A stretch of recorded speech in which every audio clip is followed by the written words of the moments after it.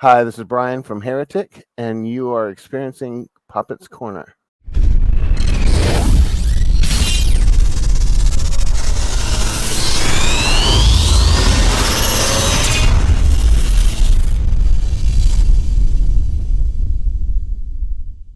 What's going on, everyone? Welcome to another episode of Poppitt's Corner.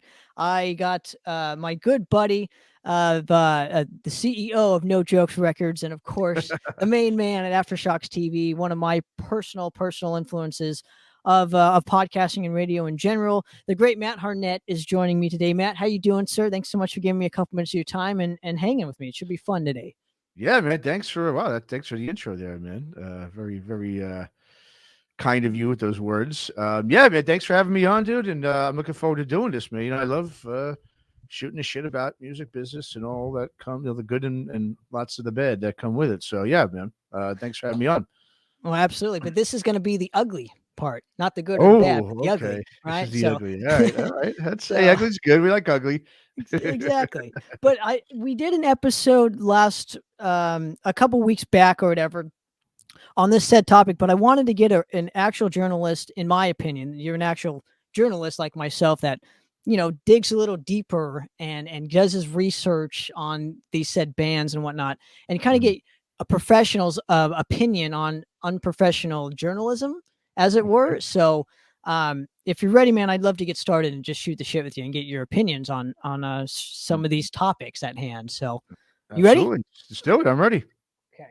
So I'm going to start this off and just ask you kind of what your opinion of journalism is today, as it stands in the mainstream metal wise, not mainstream media wise, but mainstream metal wise. So go ahead. What are your thoughts? So when you say mainstream metal, you're talking about, I mean, I guess just give me one example, Okay. Just so I have an idea. Okay, like a blabbermouth, like one of these publication companies. One of the big ones. Okay. Yeah. Well, I mean, like, blabbermouth obviously is I mean, I would arguably say, right, that's probably what everyone considers to be the most mainstream metal site. And of course, I mean, we've got other metal sites like, Brave Words, which is great, and it's been around for years. I mean, those are really I mean, there's a whole bunch of sites, obviously.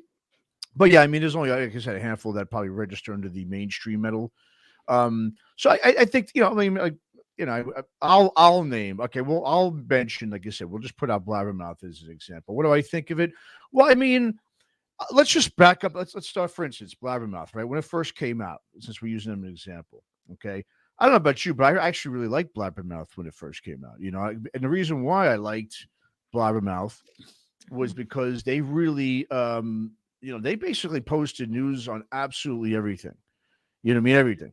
So even my label, my small little label out of LA, I was getting all my press releases on Blabbermouth. So I loved it because I really thought it was good because they obviously promoted a lot of big bands, but they also did, give a lot of the smaller unknown name bands some sort of, a format of some sort of press, as little as it was, But so when Blabbermouth first started, I loved it, right?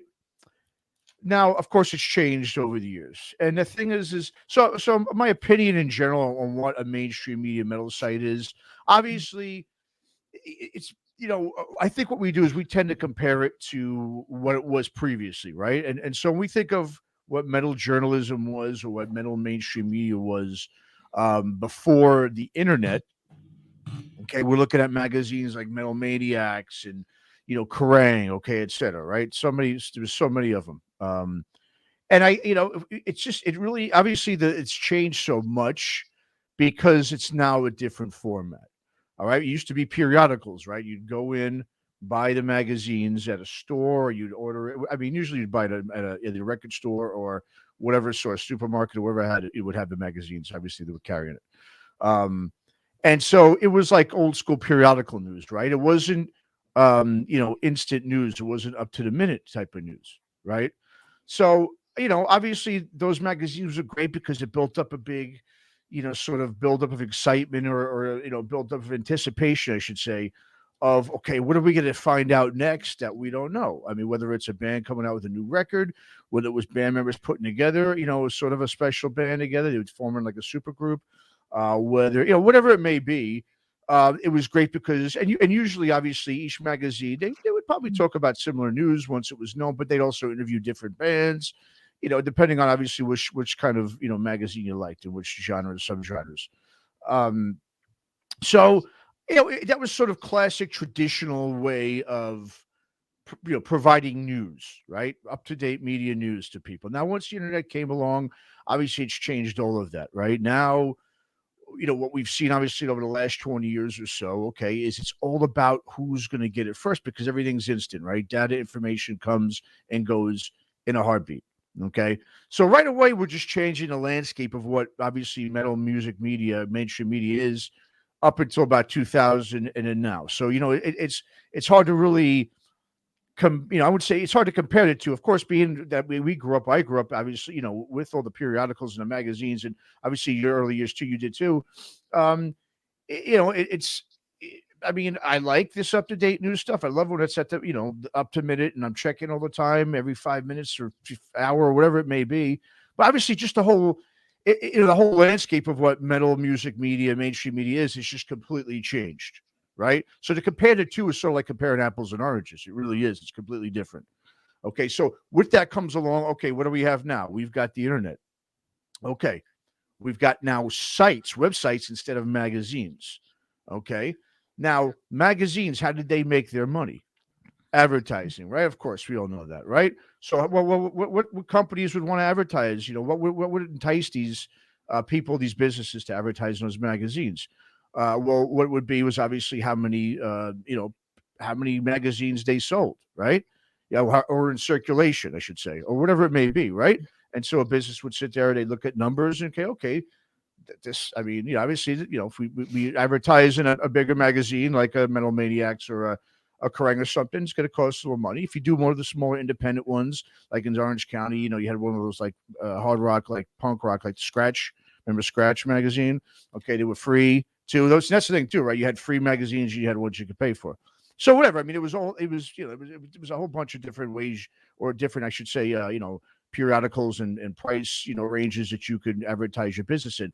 Nowadays, it's just a different landscape because obviously, how are these sites, okay, the Blabbermouths, how are they going to make money, right? Because they're not selling anything, right? Because it's free news. It's free, it's up-to-date free news. So how are they going to be able to make any money? Well, as we all know, they make it by clicks, okay? They make it by hits, page hits. That's what businesses want to see. They want to see, all right, I'll advertise with this, this website here because, they got, 1 million hits or whatever it was per day or whatever it is. I mean, I don't know all the details of all that stuff. But so right there, their business model is different than what it was traditionally with periodicals, with magazines and so forth, and zines.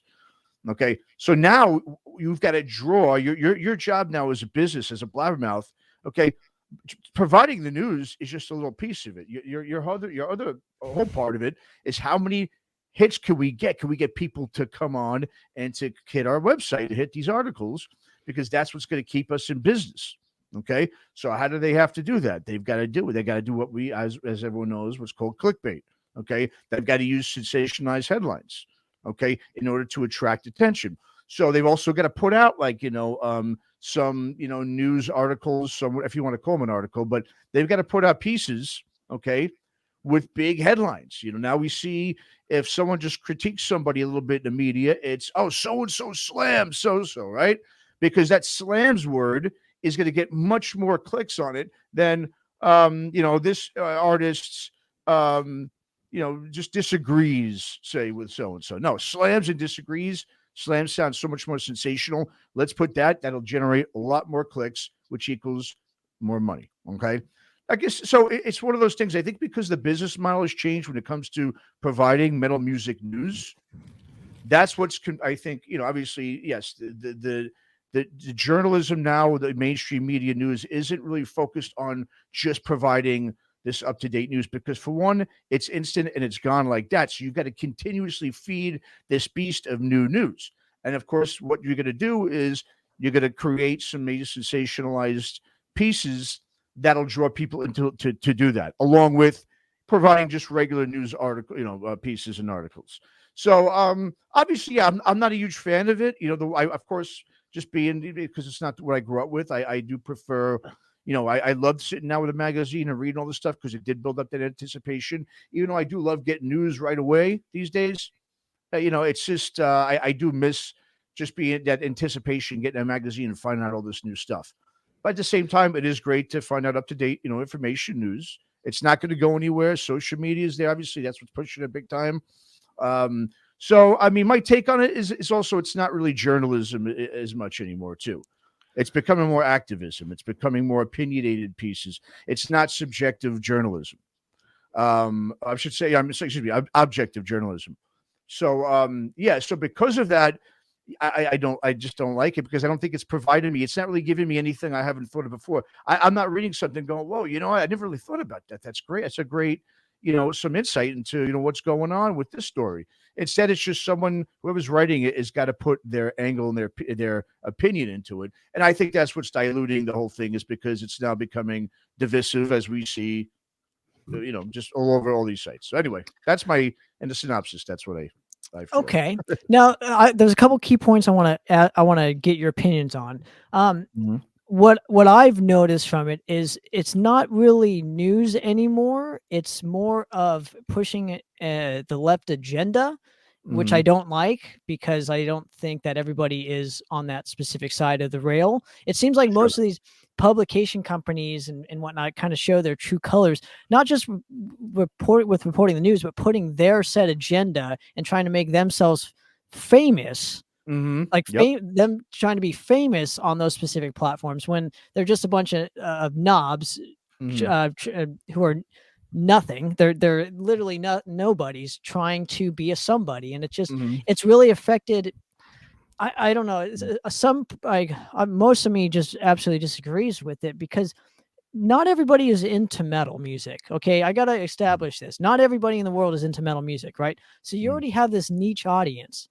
And they're dividing this niche audience into like sections, just like they did with like subgenres and this, that, and the other. And it's really kind of strange to see. And so what they'll do is they'll bring on their said spokesperson, as I'll call him, who is already famous, but they're going to give their opinion on some political bullshit that has nothing to do with their band, and their band hasn't been relevant in 20 years. So they'll get that guy on to push that said agenda. And I'm just thinking it's really strange to see that now. And that's what journalism has become, in my opinion, at least on the mainstream level. And I think it's why it's so invaluable to have places like the CMSPN, what we're doing, because we're not doing that. We're promoting fucking bands and there's records at hand. And the real reason why we all got into the style of music because we love the music and not to push some set agenda that has nothing to do with anything else. It doesn't have anything to do with that said band, but then their opinions reflect that said band. And I specifically can't listen to them anymore after that. So I don't know what your opinion is of this, but hopefully I'm making sense as well. Yeah, no, you do. And well, you have to look at it this way too, right? Back, before the internet, when you looked at the media and the news, right? Like I said, I'm just going to keep using magazines because that's really mainly was. I mean, obviously you had some TV, you had some things on MTV. You had your Handbangers Balls, but those weren't really media. I mean, it was sort of, but it was more entertainment than media, right? It wasn't journalism, I should say. So if you wanted to start, I mean, you could start a fanzine, obviously, right? But you wouldn't be able to get this fanzine that you started locally. Usually it was at a local level, right? Back then, when you were creating some sort of media for you, it was always at a local level, mostly. It wasn't going to be on an international level. When you've got now, the internet, what it is too is anybody can go ahead and put up a news site. It could be them and a bunch of their friends, and they could be maybe politically aligned in a certain way, or they have their own agendas in a certain way that they want to push, and they can do that because it's easy to do online. It wasn't easy to do back then, right? I mean, if you had to spend and put up so much money if you want to put out these, magazines, you had to front so much money, and then if people didn't like it, you weren't going to last long. Now you could sit there and just put up a site, use social media to build it up. Okay. And it costs nothing. And that's what's allowed also a lot of them to hang around. Now, I like that in a way where I think there's a good thing to that because, I think, for, I guess I'll just use people like us. I mean, it would have been tough for people like us to be able to break into journalism. Back then, we'd have to be, I mean, in either New York or LA, you'd have to live in. You'd have to, obviously be really involved in the scene itself. You couldn't just come home from work and do all your stuff like we're doing here online. So in that way, it's convenient. It allows for, more, obviously, maybe some more talent to get discovered at the same time. It also allows for a lot of shit to be out there, too. I mean, I think what's happened is people's lack of discernment. You've got to discern news and the sites itself. Yes, like people like us, what the CMS, network's all about is obviously we're not really coming with a political angle. We're coming with just bringing it back to where it's all about the music and the music business, like we're doing now, talking about this stuff. You're right. I think a lot of the younger generation of metal fans, a lot of people your age, yeah, then you're an anomaly within your age group because you're not like that. But a lot of people your age, yes, they are very agenda driven. They like their little corners and their their little scenes or bubbles, whatever you want to call it. And if they don't want to let anybody in if they don't agree with their not just political views but on everything in general. It's very groupthink oriented now, where it used to be very individualized. People got into metal and this music because they didn't want to be part of, this mainstream social stuff that went on in high school and college or whatever. And, they felt a little outcast and they found their little, they found metal where it was like you could be your individual, be different, and you'd be accepted. Now, yes, I agree. It's going backward. Now everybody, it's almost becoming like that now. It's like, you've got to be, agree on everything with with these people. And if you don't, they're not going to let you in there. And that's just not just music fans and people you see at shows. That has to do with bands too. Bands won't tour with certain bands if they don't align, the same way on certain, topics or whatever. So, yeah, I mean, I think it has done that. There's no doubt. I guess the one thing is it's, listen, it comes down like I'll just use once again. We'll use Blabbermouth since we don't want to talk about all these other sites. But Blabbermouth, if people don't like Blabbermouth and they talk shit about it and whatever, just don't go read it. The thing is a lot of people just talk about it and they cram on it. Like, yeah, I mean, my personal opinion about Blabbermouth is, look, I like their format in terms of they get a lot of news out there. Yes, I don't like that every story you hear that has a political leaning to it is always angled in one direction. I don't think that's good. But at the same time, it's in a way brilliant because what's going on over there is when you do the key what a lot of these sites need is they need people to be commenting on those message boards, and when they bring people on there to start arguing with each other. So, for instance, if there's a Ted Nugent article and he says something that people think is sensational and has gone too far, you're going to have both sides of the coin going on those comment pages and going at each other left and right. And every time Blabbermouth, I mean, if you think about it, every week there's something on Ted Nugent. Every week there's something, on, well, recently we got Gary Holt on there every week. Recently, I mean, there's always somebody on there that's saying some things, maybe especially if it's political. And they know right now politics is what it is. If you can get people on your site and you get one versus the other, they're going to keep coming back. They're going to click on that headline because it's going to say something about political. Because someone wants to see, what did this asshole say now, right? And then they see it, and they want to say how much of an asshole that person is. And then the other people who defend them are going to keep defending them. So it creates this cycle. That's all it's doing is getting those clicks and bringing in the money to a place like Blabbermouth. So I really think, it's really up to people like, just the individual to discern, what you want to read and what you don't, but don't sit there and bitch about a site and then go on it and read it every day. You know what I mean? And that's what a lot of people are doing. They're just bitching about it, but they're feeding the beast, if you want to call it that, by continuing to click on it. And that's just going to continue to build, sites like that. So, yeah, I know, but I know what you mean. Yes, it's become very, I would say, it's like activism now. You know what I mean? It's not every article is opinionated. There's always this is why you should be so-and-so. That just so many of these, I think you heard the one me and Chris did. And that was how we, what got me all riled up was actually this was the one that we didn't put out with the journalism about Malcolm Dome. is that there was this article in Kerrang, okay, because we talked about Malcolm Doan, and it said that the headline is why every hardcore and metal fan should be vegan. Now, right there, that's not an article. That is an activist. It's an article, but it's an activist article. That's not a objective, typical objective journalism and music that we've grown up with and that we liked. So, yeah, I agree 100% with you. Mm-hmm.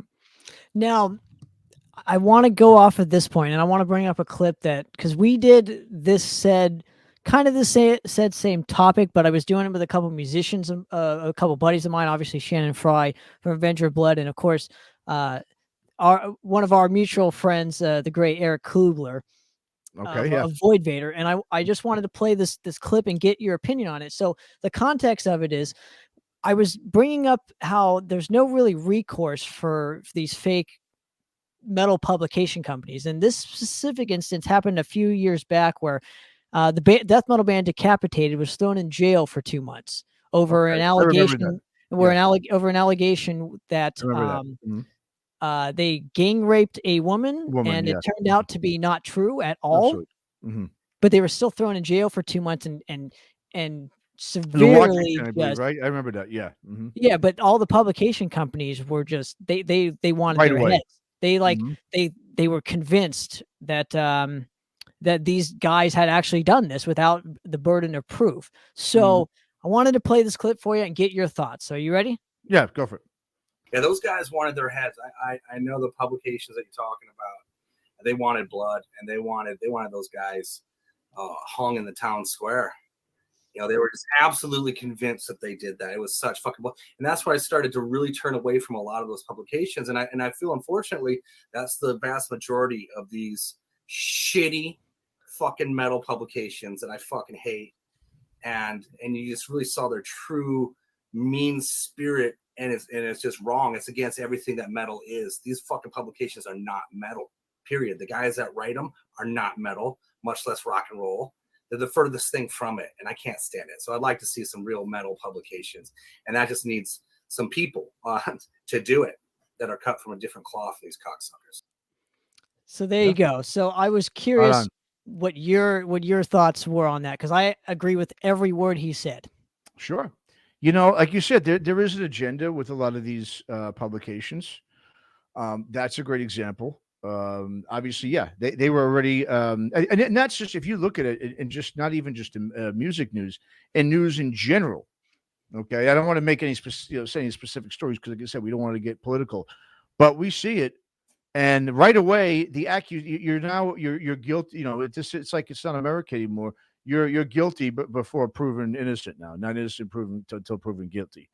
And yeah, I remember that. I mean, that was insane. You know, they were already being, it was already like, these guys, they raped her, they gang raped her. That's what it is, because she said it. You know, like I said, that'll get deeper into. I don't want to get into the details too much of it, because, like I said, it'll turn political. But yeah, no, absolutely. And I think a lot of that too is I mean, for one, it is unfortunate, man. I don't know what's happened to metal, you know, to the average metal fan.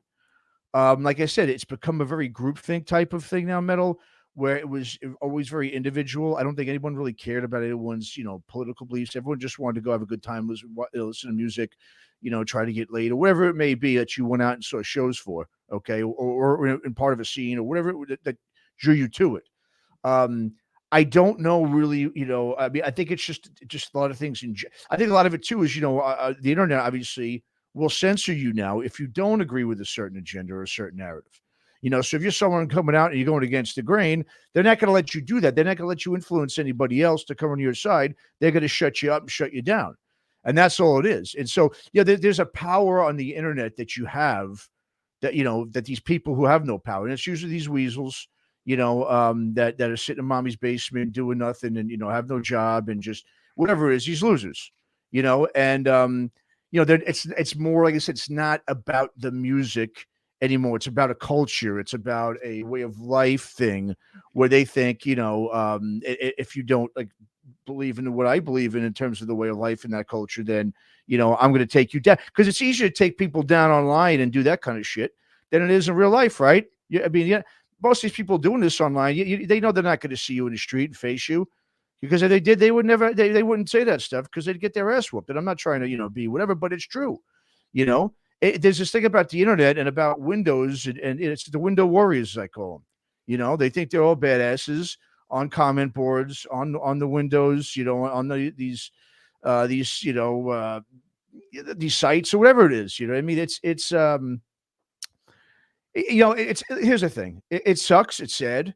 But what it means is there needs to be more people, okay, more music, like Eric just mentioned, people that are like ourselves who are cut from a different cloth than these freaking clowns. You know what I mean? There's got to be people like us. There's got to be more people that say, you know what, I'm sick of, seeing all this shit on these other shitty sites. Let me go and just do something. It could be something small. It could just be, doing reviews of records and starting up a blog site. I mean, that's how a lot of this stuff starts. You could, there's plenty of people who got big just by putting together a really cool blog. You don't have to have a big thing like the CMS network like we do and have all the heavy metal television, all that stuff. You could just start by going on there. And that's the sad thing is there are a lot of, publications like that.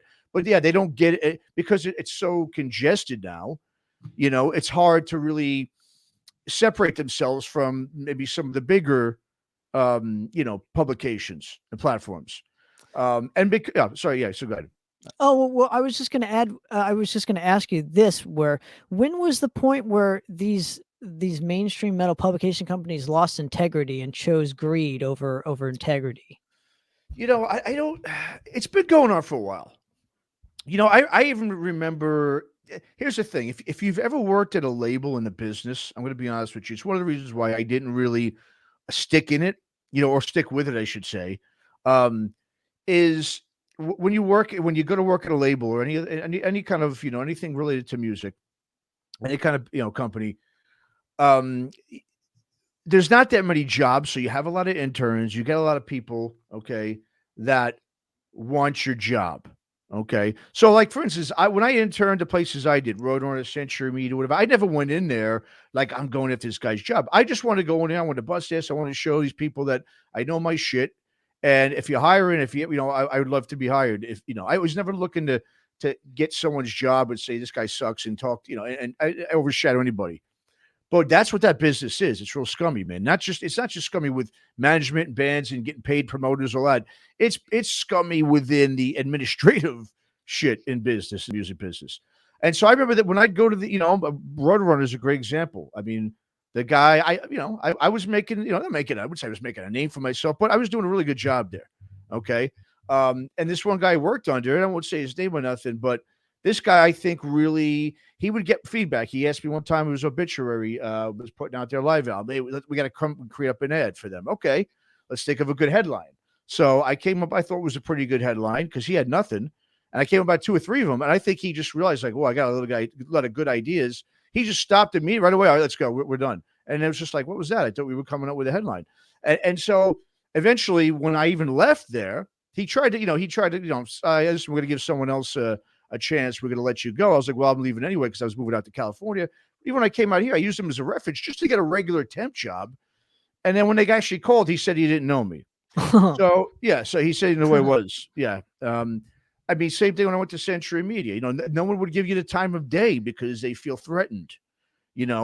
So the music business itself, even in marketing, even in promotion, everything within the labels, there's not many jobs. There's so many people that want to work it. So people are looking to just backstab and cut each other off. And they'll, a lot of these clowns, because they can't be musicians, they don't have either the guts to do it or the patience to be musicians. Or they want to be or talents. Exactly. They want to be rock stars behind the scenes world. They want to, look at me. I know this guy. I know this guy. That's what it's all about for them. They want to make up for it somehow by being a badass, behind in the office. So for one, I think, when I was at Century Media, I just interned there for a little bit around 2004, right there in Hawthorne in LA. And that was when I noticed like the younger kids coming in to work at that time. Yeah. They just had no personality. They didn't want to give you the time of day. It wasn't like this teamwork thing. I loved it because I just like, let's work together so we could get this band to be as big as they could or something.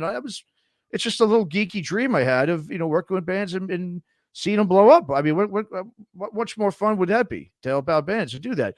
But these guys, yeah, a lot of them, like I said, since they're not going to be rock stars on the stage, they want to be behind the scenes, and that also means on these publications, on these news sites. So when they feel like they're getting a little bit of attention on there, and someone says, "Oh, I like your thing," and "Oh, I've got all these hits now," people are coming to my site. They start getting a big ego, and then they start thinking they could just talk shit and do whatever they want to say.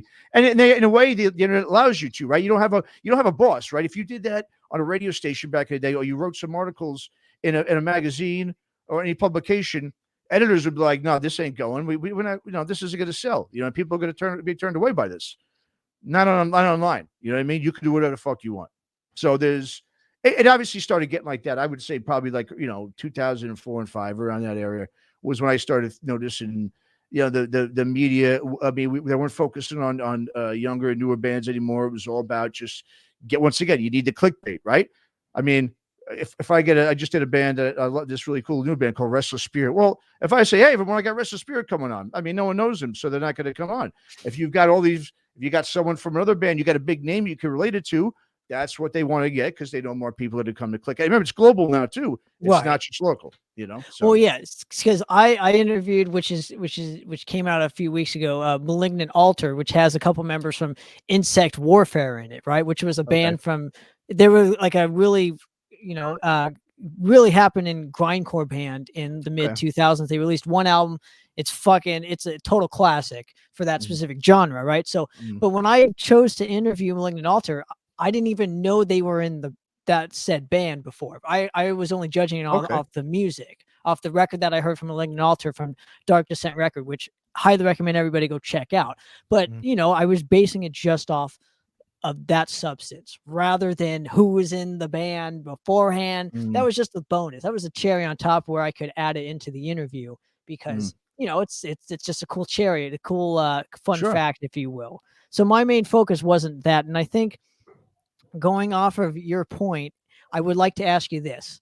What is the point now of having a mainstream metal journalism today, or a publication? What is the point of it as far as promoting new bands? Because that's what I was trying to get at the last, that said episode I showed from that clip ago. But in your opinion, what is the point to having a mainstream metal journalism today?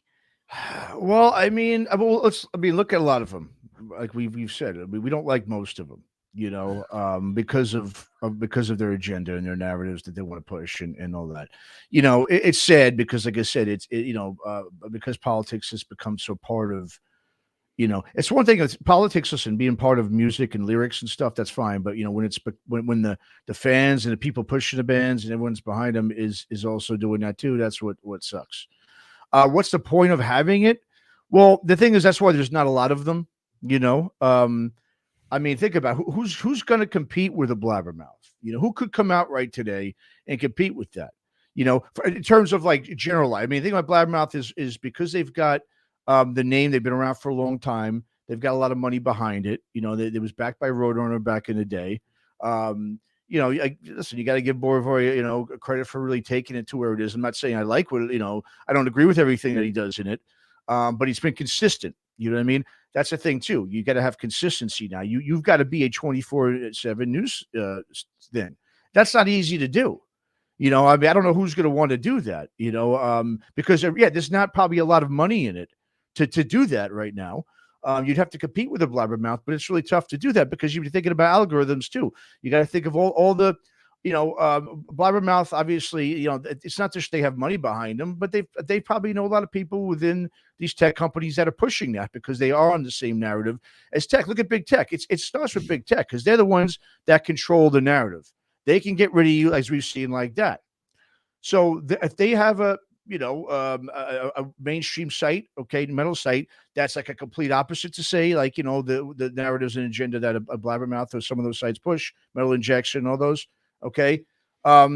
they could just, between social media, between Google, between, search and all this stuff, they could completely, if you type in, heavy metal news, well, you're going to see blabbermouth, sure, right at the top there. If you start up a news site, who's going to see you? Who's going to continue? Who's going to advertise with you?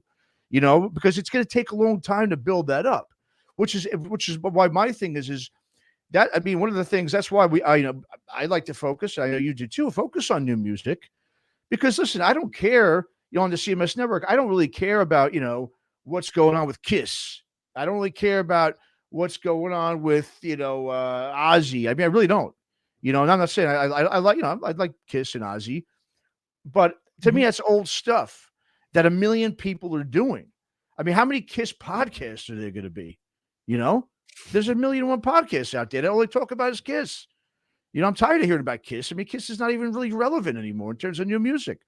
So I think what it is doing sort of like we're doing at CMS Network. We're doing our best to, obviously, we're not just bringing in all, new bands. We've got a plenty of big name bands that we do as well, but we're mixing them in with the new stuff, because we're not, and this is the reason why, because we're not money driven right now, and I say right now, meaning is, I don't think we're ever going to be, but obviously, if something comes along and someone's going to start paying you money, you might have to, alter a little bit. I'm not saying we're ever going to change what we do, but we just do this as a hobby.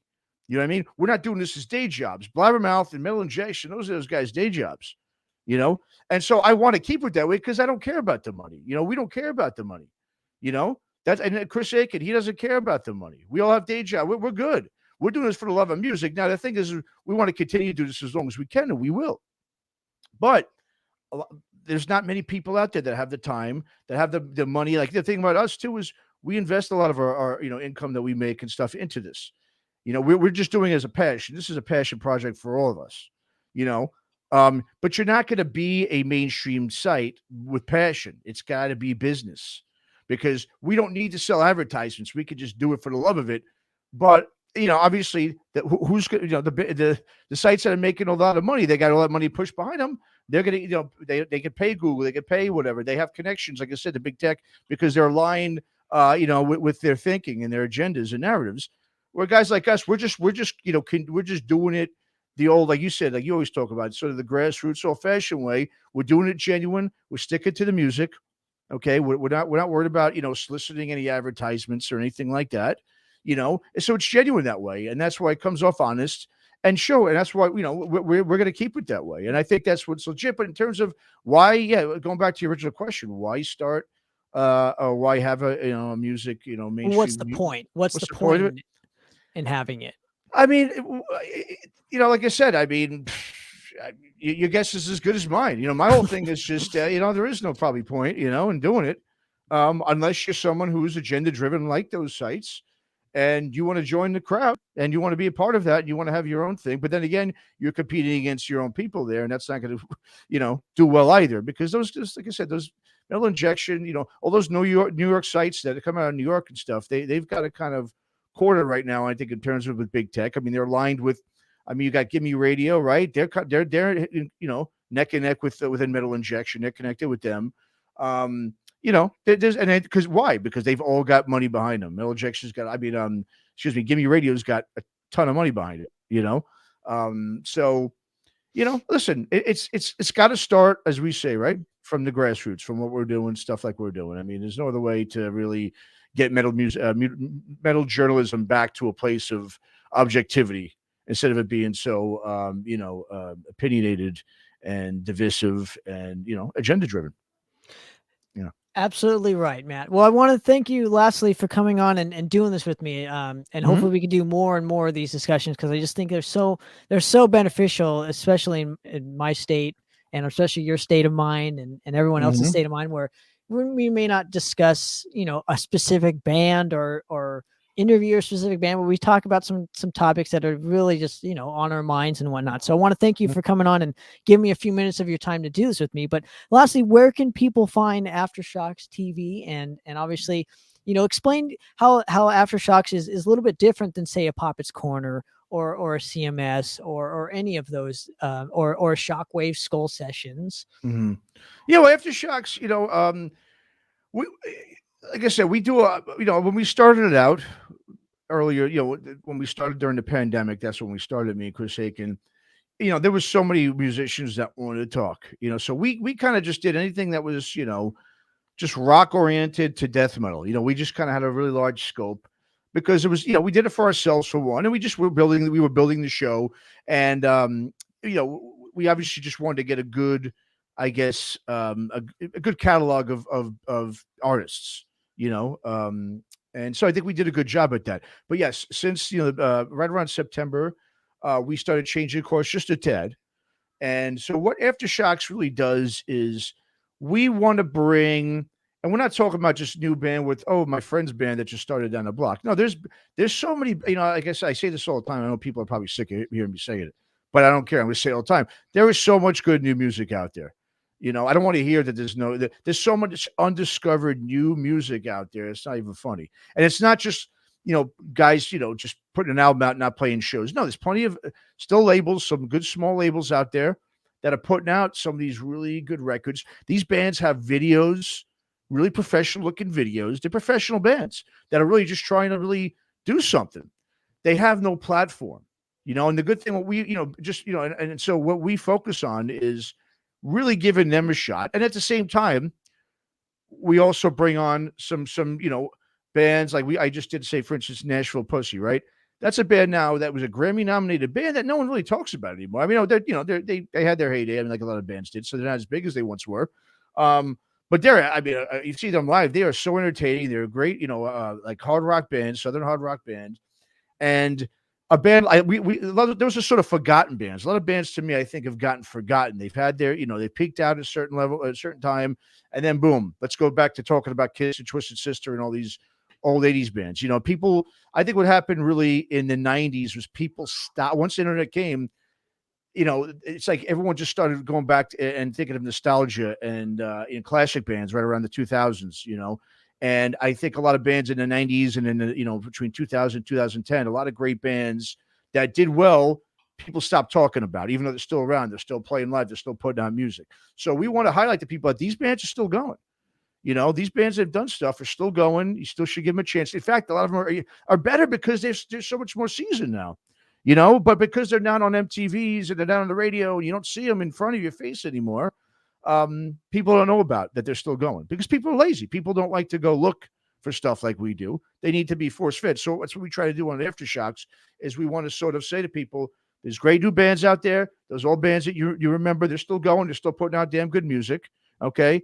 And that's what we want to push. And usually, like I said, in terms of the music, the genres, it's obviously it's hard rock and mostly metal based. We don't go really too extreme either way. We keep it, in a sort of, like I said, we don't limit it to a genre, but we don't do anything classic, right? The CMS Music does the classic stuff like Skull Sessions, but we do a lot of the new stuff, and maybe pretty much bands from the 90s and above. That's what we usually like to focus on. So I like it, and you leave the extreme metal bands to me. To you, exactly, because you're the king of that, man. That's your expertise. I appreciate it, and obviously, you can go check it out. Obviously, right here on the CMS PN, and I always enjoy listening to what you guys have to say, and specifically your points of view as far as the type of questions you ask and kind of how you ask it, and I just always appreciate every opportunity you give me, and thanks so much, Matt, again for coming on the show, man. I really appreciate it. Yeah, appreciate it. And just quickly, I love this kind of stuff. I mean, obviously we're doing this stuff too on Aftershocks, Tremors. Me and Chris, we got something we was coming out next week about controversies. Does controversies in the media help or hurt your band? So, and I think it's great that you're doing this stuff too, because I think this is the stuff that needs to be talked about. It needs to be discussed. We can't just sit here and let those sites take hold and have a monopoly over the metal scene and what's going to be pushed and what's not.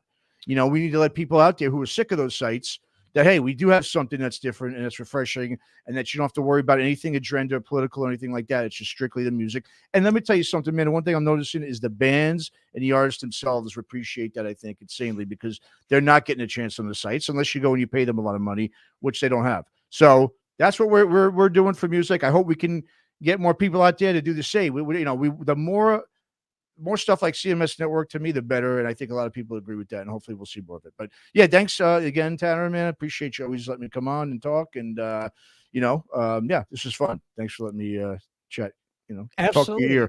Fuck you up for a little bit.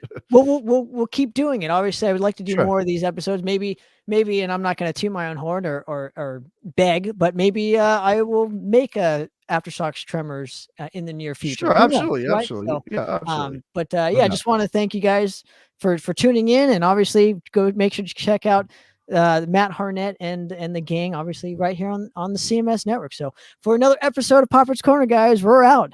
Awesome. See ya. Cheers.